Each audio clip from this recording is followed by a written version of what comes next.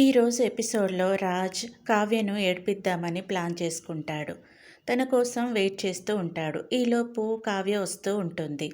ఇక Raj laptop open చేసి శ్వేతకు video call చేసి లెట్స్ స్టార్ట్ ద ఫన్ అంటాడు. ఇక శ్వేత నీకు ఫన్నీగా ఉందేమో, నాకు చిరాగ్గా ఉంది అంటుంది. ఇక రాజ్ నువ్వు జస్ట్ అవును కాదు అని చెప్తూ ఉండు చాలు, మిగిలింది నేను చూసుకుంటాను. హాయ్ స్వీటీ అంటాడు. స్వీటీ ఎవరు అంటుంది శ్వేత. నీ బొంద, అది పెట్ నేమ్, కామ్గా ఉండు. ఏంటి స్వీటీ చాలా నీరసంగా ఉన్నావేంటి, డిన్నర్ ఏం చేయలేదా? నేను పక్కన లేనని నువ్వు తినడం మానేస్తావా చెప్పు, నీ హెల్త్ ఏమవుతుంది అంటూ అడుగుతూ ఉంటాడు. ఇక శ్వేత లేదు కొంచెం అనీజీగా ఉంది అంటుంది. పోనీ నేను రానా, హాస్పిటల్కి వెళ్దామా? నువ్వు తినకుండా పడుకున్నావని నేను నిద్రపోవడమే మానేస్తాను తెలుసా అంటాడు రాజ్. ఇక ఈ మాటలన్నీ కావ్య వింటూ ఉంటుంది. నిద్ర పట్టదంట, నిద్ర పట్టదు. ఇంట్లో ఉన్న పెళ్ళాం తినిందో లేదో ఉండదు, కానీ ఊళ్ళో ఉన్న ఆడవాళ్ళ గురించి తెగ బాధపడిపోతున్నారు. ఈ మగాళ్ళంతా ఇంతే అనుకుంటుంది కావ్య. ఇక రాజ్ ఏంటి గొనుగుతున్నావు అంటాడు. వినిపించిందా అంటుంది కావ్య. లేదు అనిపించింది అంటాడు రాజ్. నేనేమనుకుంటే మీకేంటి అంటుంది కావ్య. అవును, నువ్వేమనుకుంటే నాకేంటి, అనవసరం కదా. నువ్వు చెప్పు స్వీటీ, ఈరోజు ఎలా గడిచింది అంటాడు రాజ్. ఏం లేదు, బోరుగా ఉంది అంటుంది శ్వేత.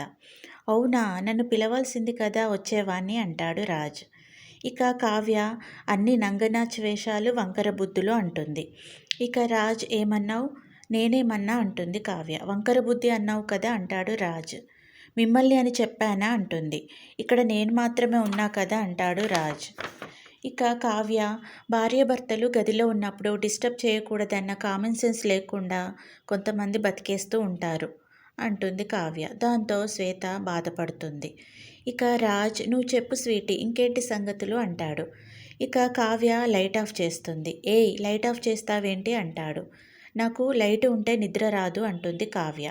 నువ్వు పక్కనుంటే నాకు మాట్లాడాలని మూడే రాదు అంటాడు రాజ్. సరే స్వీటీ, మనం రేపు కలుద్దాం. ఇక్కడ మనం మాట్లాడుకుంటుంటే చాలామందికి కడుపు మంటగా ఉంది, గుడ్ నైట్ అంటాడు. ఇక రాజ్ నన్ను ఏడిపించడమే నీ పని కదా అంటాడు. ఇక కావ్య ఆ పని చేస్తుంది మీరు, అందుకే కదా కావాలని వీడియో కాల్లో మాట్లాడుతున్నారు అంటుంది. నేను ఆ టైప్ కాదు అంటాడు. నేను కూడా ఏడ్చే టైప్ కాదు అంటుంది కావ్య. అనేసి అటువైపు తిరిగి పడుకుంటుంది.